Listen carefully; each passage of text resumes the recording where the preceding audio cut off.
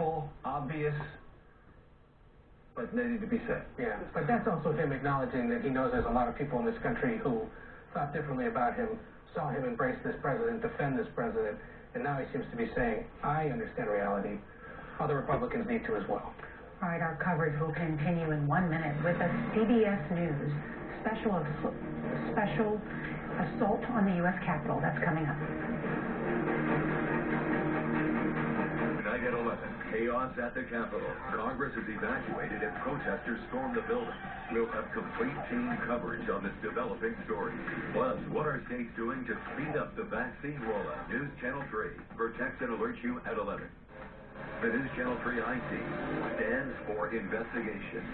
Now, that's a pretty bold statement. We're taking a stand for you. Working to educate the public We're uncovering corruption. Issues that you have run into. Shedding a light on scams and rip-offs. We've been digging through these documents. Holding people accountable.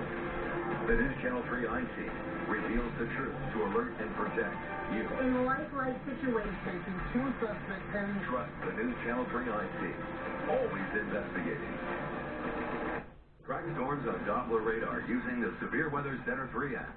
Download the free Severe Weather Center 3 weather app for instant Doppler radar access to pinpoint rain and wind gusts to your neighborhood, school, and home. Updated 24 hours a day. Severe Weather Center 3. What are states doing to speed up the vaccine rollout at 11?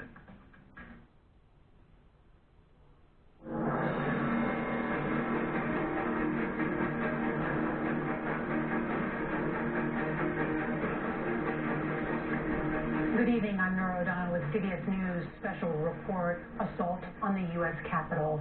In an extraordinary day here in the nation's capital that no one thought would come to fruition, an angry mob of supporters of President Trump convened on the U.S. Capitol, overwhelming law enforcement. This is an image inside what is called the Capitol Crypt. As those supporting the president sought to storm the House and Senate chambers, what can only be viewed as an attempt not only to thwart the democratic process, but also an effort incited by the President of the United States to try one last effort to overturn the presidential election. Senators, congressmen, their staffers were quickly whisked into a secure location. Among them as well, the Vice President of the United States, brought by the U.S. Secret Service into a secure location. All of them holed up for hours, trying to remain secure. This picture encapsulates it all. The U.S. Capitol Police, guns drawn. Those are members of Congress on their knees, with bags that were to protect them from chemical agents in the galley, watching, stunned, staffers scared. These are some of the people who tried to storm the Capitol, and the law enforcement with long guns drawn, asking them to stop this assault on democracy. And outside the west front of the Capitol, which 2 weeks today will witness the inauguration of the 46th President of the United States, hung a Trump 2020 flag. That flag is no longer there. Law enforcement, including our National Guard, was activated, in part from the Pentagon and also from the Vice President, who was holed up inside a secure location, urging the Pentagon to move quickly, asking for help. That call did not come from the White House and President Trump, who sat in a small room by himself watching television, steaming mad and getting phone calls from Capitol Hill urging him to do something to make it stop. If you watched our coverage today, you heard the Republican leader of the House, Kevin McCarthy, his voice shaking, saying he'd called the president himself. He called the president's chief of staff, urging him to address the nation, to speak forcefully, to stop this assault on democracy.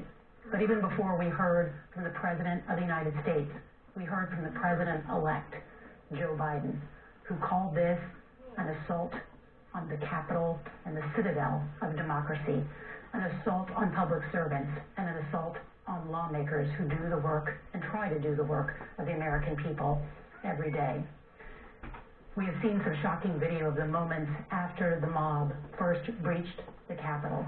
A lone guard was left to confront them as they filled the hallways, chasing him up the stairs.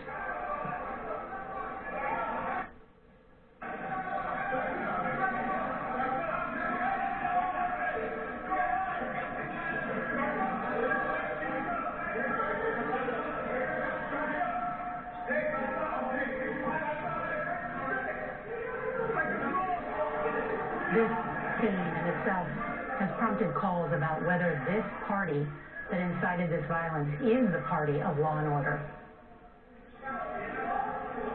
It has been a remarkable day, and I want to Shoot him!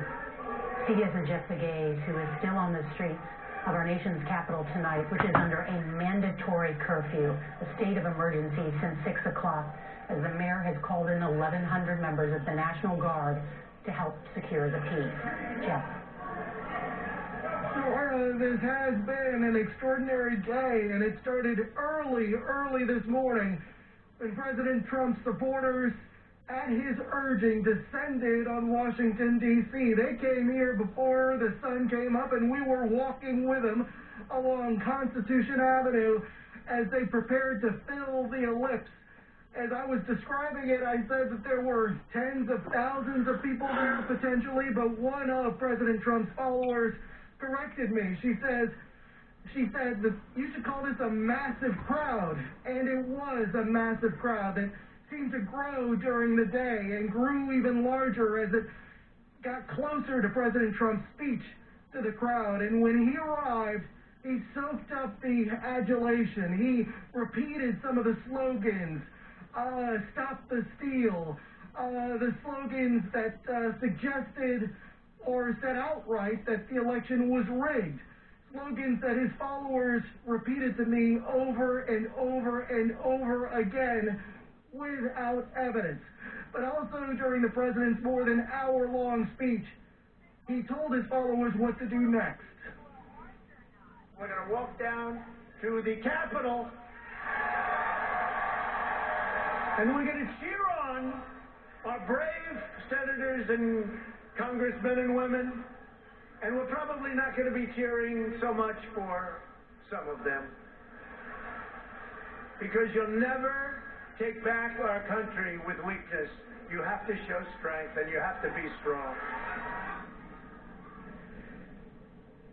You have to show strength, and you have to be strong. At the Capitol, those protesters, upon hearing the president's speech, some of them left the speech early heading for the Capitol. They clashed with police as they surrounded the Capitol and climbed the wall.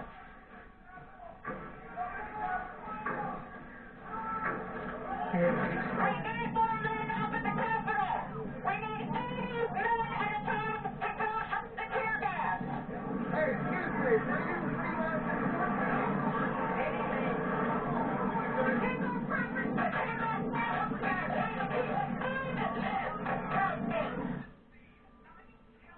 And there were others saying similar things. In fact, I heard a few people say, this is civil war.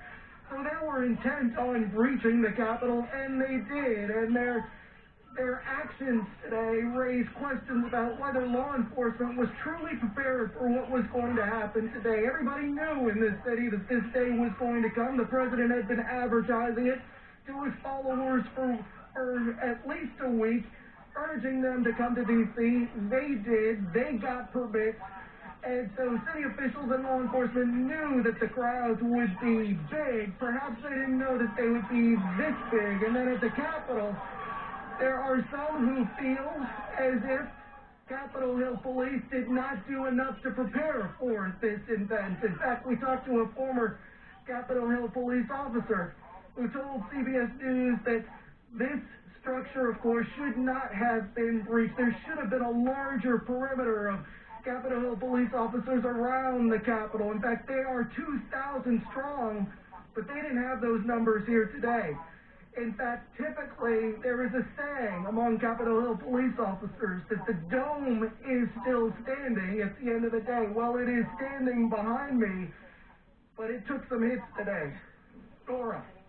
And with Lady Liberty still atop Jeff Begays for that excellent reporting, just want to show you what's happening at this hour. Live pictures from inside the Senate floor as they are voting on the objection to the Arizona electoral vote. This is what happened earlier today. There was the joint session of Congress. You had a Republican House member, a Republican senator, both together raise an objection in writing, and so that's why the two chambers broke to debate separately, and that's when this assault on the Capitol happened. They're now finishing up that business some 9 hours later. Once this gets done, they will reconvene, and we will come to really that moment about whether they will finally take this step to count the rest of the electoral college votes, making Joe Biden the 46th president of the United States. It is a formality. Also today, in part because what we saw, the comments by the President of the United States to those tens of thousands of angry supporters, also the warm-up act by his son, Don Jr., who said that we are coming for you, that message sent for members of Congress. A warm-up also done by Rudy Giuliani, who said to those tens of thousands gathered here that it would be trial by combat, in his words. And then it turned into just that on Capitol Hill. Because of that, you now have a number of Republican lawmakers who are placing the blame for this insurrection squarely at the feet of the President of the United States, saying he is responsible for inciting this violence, and that those who continue it, in the words of Mitt Romney, are complicit in terms of the lawmakers continuing this debate. It has gotten so dire that in my characterization is we are on the brink of a constitutional crisis. Also because of the reporting of CBS's Margaret Brennan, who is the moderator of Face the Nation, who has been speaking with her sources about the reaction from some of the cabinet members to what has happened. And Margaret, please share with us what you're learning.